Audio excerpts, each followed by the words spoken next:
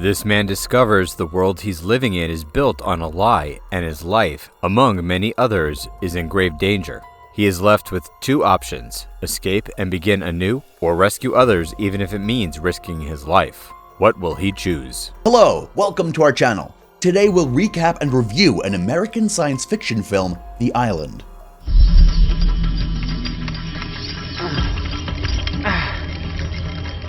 The movie begins when Lincoln is waking up from a recurring nightmare where a voice tells him that he is special and welcomes him to the island. He composes himself before preparing for the day. This is not that hard, considering how technology advanced his room is. His bathroom even advises him to control himself because he has been consuming too much sodium. In this year, the Earth is contaminated. Colonies of survivors are brought into an underground facility where they are provided with basic necessities in life: food, education, and healthcare. Their health, well-being, and security are meticulously monitored through the facility's state-of-the-art technology. Whenever they are taking their meals, doing their exercises, and recreational activities, there's always someone watching them either from a safe distance or through the countless cameras surrounding the place. One of the many rules in this place is that no one is allowed to be too close to each other. Lincoln and his closest friend, Jordan, get scolded by the guards for whispering to each other. This is also brought up during his consultation with Dr. Merrick, their resident doctor who usually oversees their conditions and reminds him about their rules on proximity. Lincoln tells him about his reoccurring nightmare and begins to question their place and its system. As a matter of fact, he's asking the right questions. Lincoln questions why they can't have bacon every day for breakfast. Why do they always have to wear white? And who keeps their clothes clean? He's right. How come no one's questioning how weird this place is? Who gets to decide that one isn't allowed to have bacon?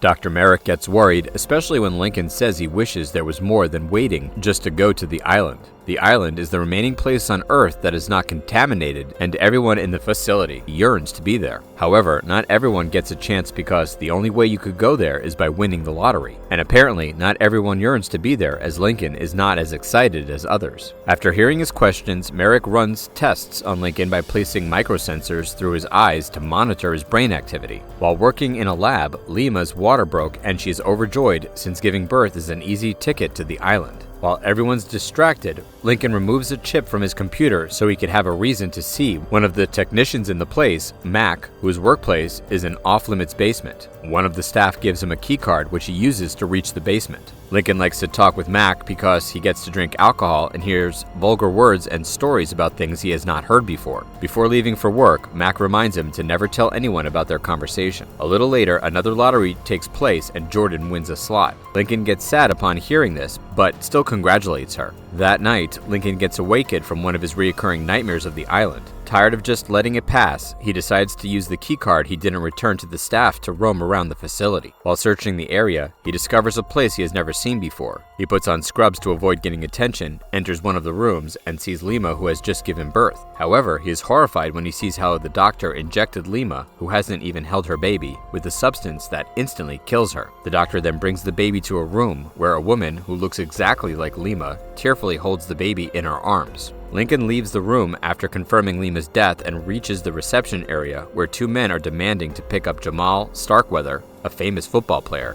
It turns out one of the latest lottery winners, Starkweather, is being operated on to harvest his organs. Starkweather gains consciousness and is petrified after realizing his current state. He tries to escape and runs into the hallway where Lincoln is, but is dragged by the security guards back to the operation room. Lincoln immediately runs back to the facility as he harbors the trauma of knowing the truth. As it turns out, this is not a facility that keeps them safe, but instead a place where rich sponsors create clones of themselves. These clones get to live in the underground facility where their health is maintained and nourished, just like livestock on a farm. When the time is right, they will win the lottery, which in actuality means they are ready to be harvested for whatever reason they were created. For this case, Lima was created for surrogate pregnancy, while Starkweather is for his organs. Despite being clones, they're human beings, but they're not treated as such. Merrick even calls them products, which suggests that they're disposable after harvesting. No wonder the system is hellbent on making sure they're healthy.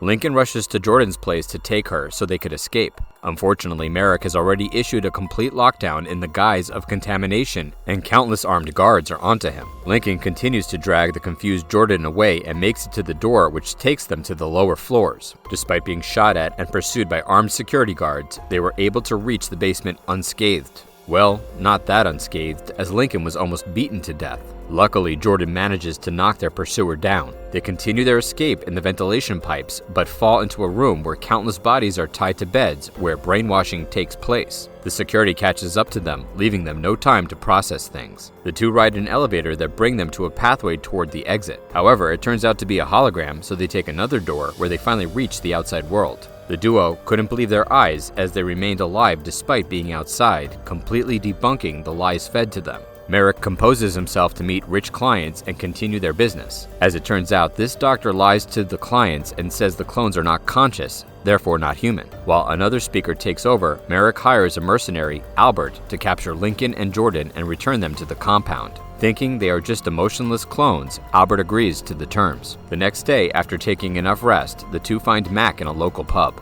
Upon seeing them, Mac brings the two of them back to his house, where he finally reveals the truth that they are just clones. They also discover that their sponsors are not aware of the unethical and unlawful business that Merrick has been running, and their discovery of the truth would put him out of business. Upon hearing this, Lincoln proposes to meet their sponsors and reveal the truth. Despite being reluctant, Mac agrees to help and gives them their sponsors' information and a change of clothes. Jordan even almost wears a maid and nurse costume. Learning what's transpiring inside Mac's bedroom feels like opening Pandora's box, so let's not think much about it. It's fine though. Mac brings them to a train station where Lincoln goes to the bathroom to release the microsensors Merrick has put in his body. Mac also gives Lincoln a credit card which was reported as stolen and train tickets. While getting a map of Los Angeles where Lincoln's sponsor resides, he instantly notices Albert's team posing as normal tourists. He immediately warns them to run, which causes his demise. The two immediately flee the station while the mercenaries tail them. Luckily, they were able to ride the train before its departure. However, Albert has already dispatched a team to follow them in LA.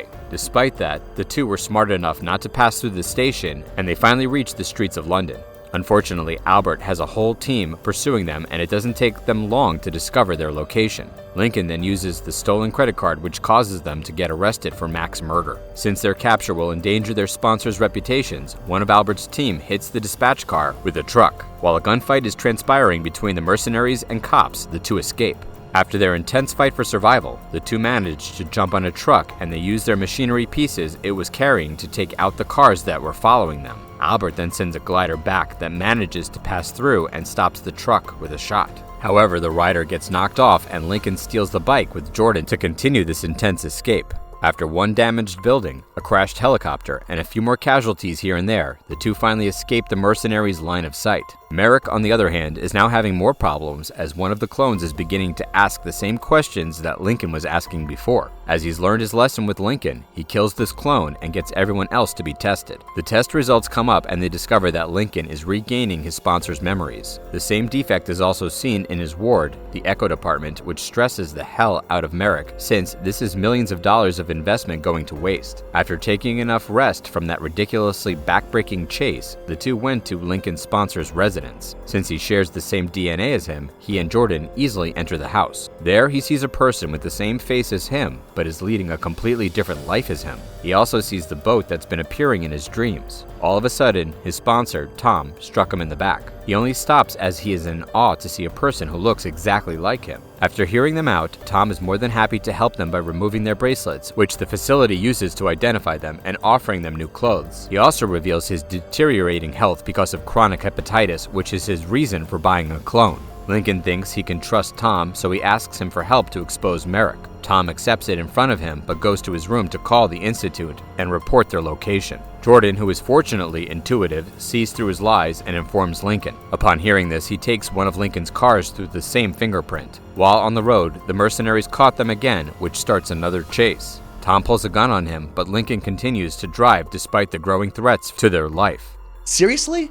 How much money does Albert even have to be able to afford this large-scale operation? Lincoln finally reaches an abandoned building and tries to escape, but Tom stops him, causing Albert to catch up with them. Albert then points a gun at them, but seeing their identical faces, he is unsure who is the real clone. Lincoln takes this opportunity and puts a bracelet on Tom's wrist, which gives Albert the confirmation he needs to shoot him down. Lincoln then continues with the act by lying about Jordan's whereabouts and assuring him that he will not disclose any information on the clones. Albert takes Tom back to the Institute while Lincoln returns to Jordan and had the night of their lives. Little later, he receives a call on behalf of Tom inviting him to provide new DNA samples as they will be getting rid of the defective products, aka the clones, from his ward. As it turns out, their idea of damage control is eliminating a huge batch of clones in the guise of mass lottery winnings. After hearing this, they decide to let go of the incredible opportunity to begin a new life and live like normal humans, and instead to go back to save the other clones.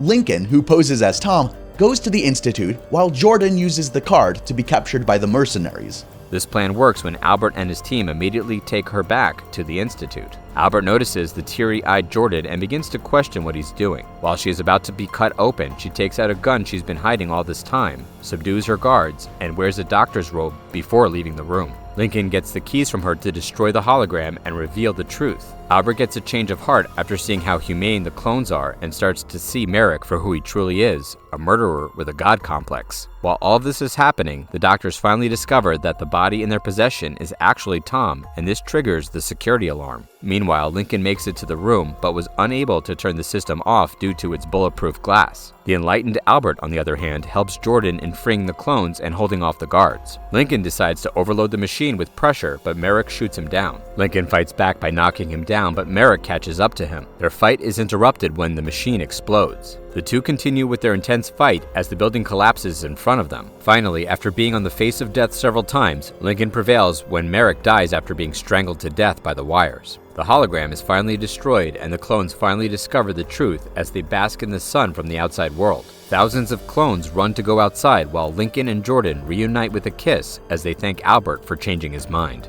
In search of a movie with not a single dull moment in it? Well, this movie is going to be a treat for you. Not only does this have action-packed scenes and a futuristic portrayal of 2019, but you'll also find yourself getting sucked up into the questions of morality. Also, Black Widow and Obi-Wan Kenobi are here, so that's a bonus. Please subscribe to our channel to be notified when we upload. And don't forget to suggest movies that you want us to recap in the future in the comments down below.